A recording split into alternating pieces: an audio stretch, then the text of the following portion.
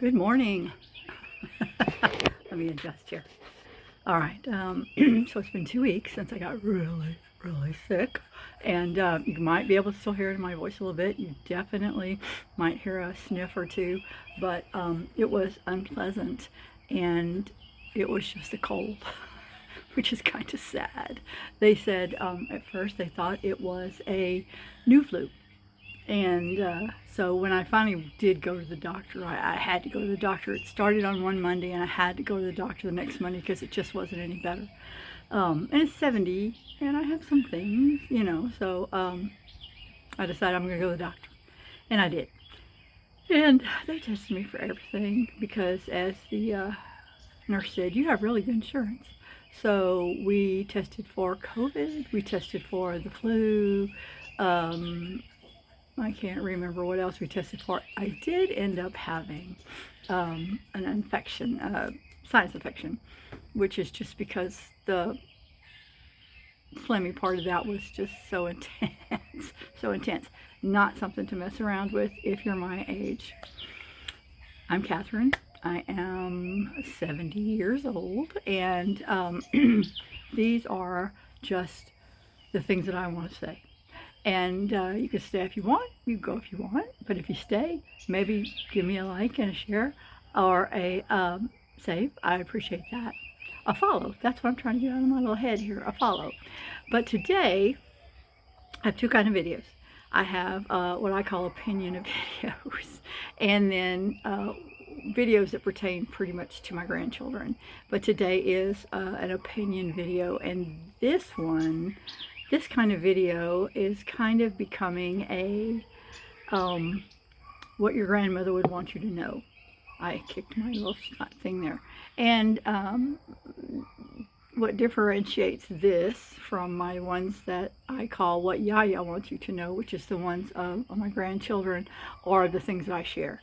And today, I'm going to share something that I think is really important because people don't know how to do this anymore, and this is kind of sad. Make things at home, which is weird.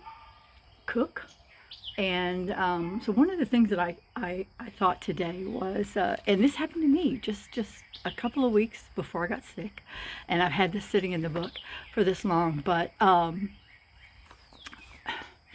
we are going to talk today about substitutions.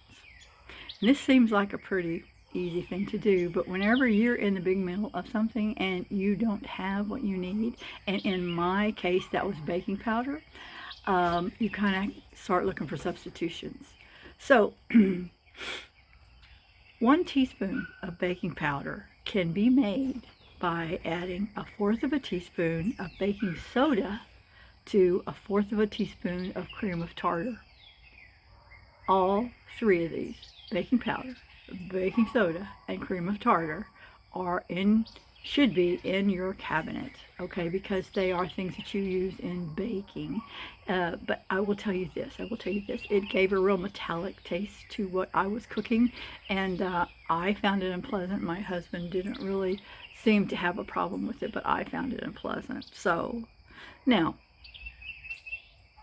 1 teaspoon of baking soda can be substituted with 1 tablespoon of baking powder. Now that's kind of odd, but interesting. 1 cup of brown sugar can be substituted by doing 1 cup of granulated sugar and 2 tablespoons of molasses. Another thing you probably should have in your cabinet, but maybe don't. So, and whenever you add that 2 tablespoons of molasses, don't just dump it in. Do it a little bit at a time so that it becomes the consistency of brown sugar that you want, because sometimes it becomes runny. So you really kind of need to be careful there. 1 cup of butter. Now, I thought this was very, very interesting. Now, this coming from someone who does not use real butter or margarine anymore. We use a vegan butter. And you can use 1 cup of Greek yogurt or 3/4 of a cup of vegetable oil. Now, that substitution is not going to work on toast. but it is going to work on any recipe that you put it in. Sometimes people say that you can also put in a cup of applesauce, but I don't find that to be true. So, 1 cup of whole milk, you can half a cup of evaporated milk, and half a cup of water. Now, if you don't know what evaporated milk is, it comes in a can and is shelf stable. And a lot of people who, like me, who have a pantry that's pretty good size, I have cans of evaporated milk in there just for this kind of thing. Now, evaporated milk and sweetened condensed milk are 2 different things. Make sure if your nacho recipe calls for condensed milk, that you do not choose sweetened condensed milk. This happened to my son and his wife one time. Very interesting taste. And 1 large egg, which I just think this is very, very interesting to me, is 1/4 of a cup of seltzer water and 1/4 of a cup of unsweetened applesauce for a large egg. Now, you can also use flaxseed, not flax seeds, but powdered flaxseed. You take 1 tablespoon of flaxseed powder and 2 tablespoons of water, and that equals 1 egg. That is what I cook with, because, you know, we did start, we did hardcore vegan for 2 years, and now I'm still leaving milk products, egg products, like dairy products, butter, things like that, are all still firmly in the vegan category. We do, today is Sunday, and we do have a cheat day on Sundays. And why do I do this? Because while I can focus and just really hone down on things, sometimes it's a little more difficult for my husband, and I really felt like he was not getting, you know, every so often you just want a steak, and I wanted him to have that. So those are the things that we're doing differently here lately. But, you know, you can go online and you can find a staples for your kitchen. And I guarantee you, you probably won't use them for a long time. But when you need it, you need it. You really, really do. You really, really do. Now, let me talk to you about a couple of poor meals. This is one that we had whenever I was a kid a lot. And I know people will go, oh, this is disgusting. But you take butter or whatever you're using for butter, and you mix some sugar in it, and you mix some cinnamon in it, and you toast your bread, and you can eat it just like that. It's a real treat. That was a real treat for my grandmother. I mean, that was a real treat for somebody who had grown up probably just about as poor as you can grow up. But there's also something called milk toast. And you can heat the milk, and you can make your toast just like I just told you, with, you know, put that on there, and then you can pour the milk around the toast. And does it make the toast wet? Yes, it does. But we used to eat that, I don't know, sometimes on Sunday evenings when there had been a big weekend. I don't want to tell you that I was poor, or we were poor. But my parents had 1 income. My dad worked for Mobile Oil Refinery, and we had 5 kids. Five, count them, 5. So that was a lot of kids. But I never once felt like I was poor, you know, because we were in a neighborhood with families. We lived on a cul-de-sac. It was a really, really cool cul-de-sac. And I think there was 36 kids in total. So, I mean, we just ran like a pack of feral dogs. But they all had the very same thing that we had. So it was not, you didn't think, oh, I'm poor. You didn't think I'm poor. You just thought, okay, this is the way it is. This is the way it is. I don't even think I thought that. I just thought I was having a good time. And life was fun back then. Life is fun now. It's just a different kind of fun. But these are things that you need to know. And you need to understand that eating out every night is the most ridiculous way to waste your money that I can think of. It is if you buy Oreos on a regular basis, they have something in them called rapeseed oil, which is the absolute worst oil for you. And you should feel ashamed of yourself if you give it to a baby or a child because it's not good. But you can make a chocolate cookie with a creamy filling, and it is just as nice.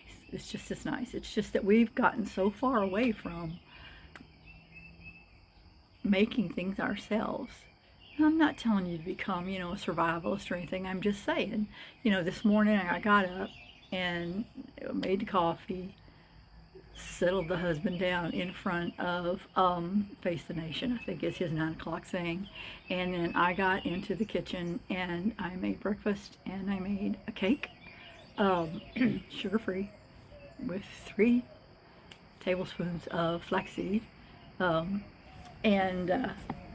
then, I made that cake. I made the tray of food that we're going to have for lunch.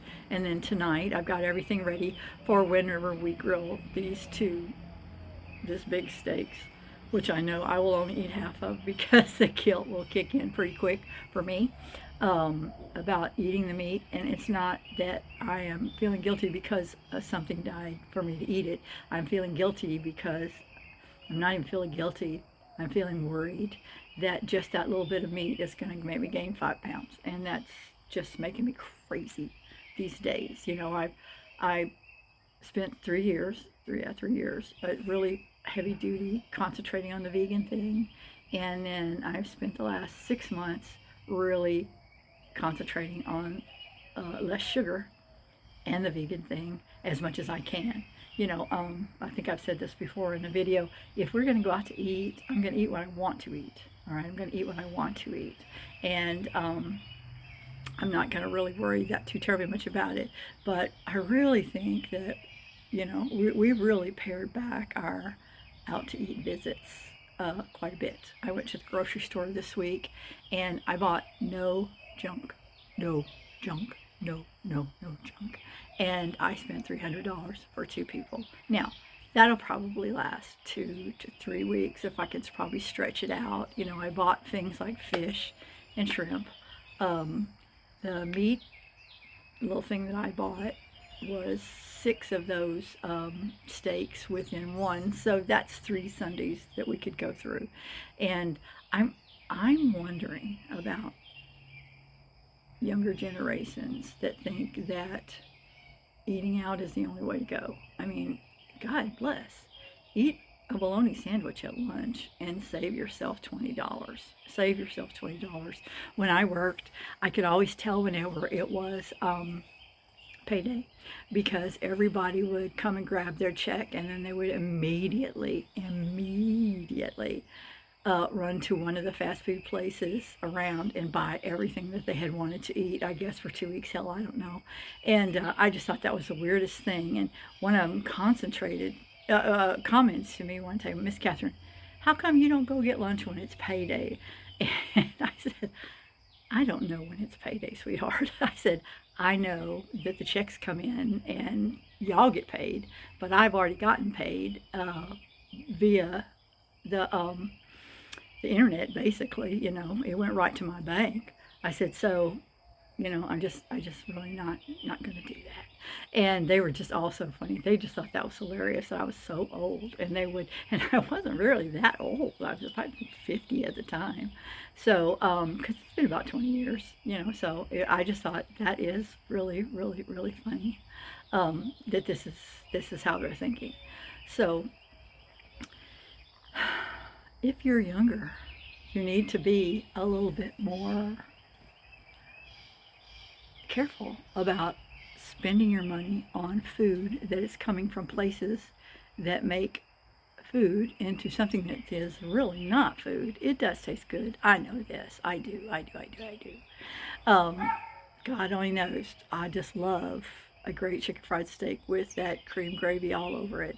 But it's not good for me, so I know I can stay away from it. And you should stay away from it too.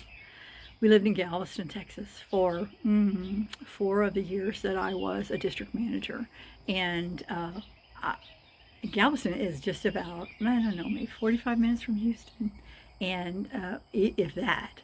And then the people would come and they would go to the grocery store. And I remember going to the grocery store, and this couple was obviously very chic, very hip. Um, and they'd gotten these groceries, and they looked like good groceries. I mean, they looked like good groceries. They weren't a whole bunch of junk, which is generally whenever you come from Houston and go get a house in Galveston, everybody just brings junk. But this really stuck in my head, and maybe one of the first times I really started thinking about this. And the lady said, "What do you think we just eat in tonight?" And and of course my ears perked up and I began to eavesdrop pretty good. And he said, "Yeah, we haven't done that in a long time." A long time? A long time? That's crazy. So it's been an interesting process for me, and I'm not judging anybody. I'm just telling you what I do. It's been an interesting process for me, to drop off the diet sodas, because that's just as bad for you as a soda. It's been very interesting for me to drop off. Like I said, I still do have problems a little bit with bakery items, but I'm pretty proud of myself. I'm able to walk through the candy aisle and say, no, that doesn't sound good. So, and I have to tell you, anytime I read a recipe that has sweetened condensed milk in it, I damn near barf. It just sounds so sweet. So be careful whenever when you're eating. Be careful. I want you to know this, because you don't want to weigh 200 pounds, 300 pounds, because darn it, it's hard to walk with that stuff on your body. You don't want to drag your heart down, and you surely don't want to have acne at 60 because you consume so much crap. It's not good. It's not good. It's not good, not good, not good. So, have a good Sunday. I think I'm back now. I think I will be posting a little bit more regular. It's been 2 weeks because I just did not feel good enough to do it. But I hope everybody has a good day, and I hope you got something out of this little crazy opinionated video that I give. And everybody have a good one. See you later. Bye.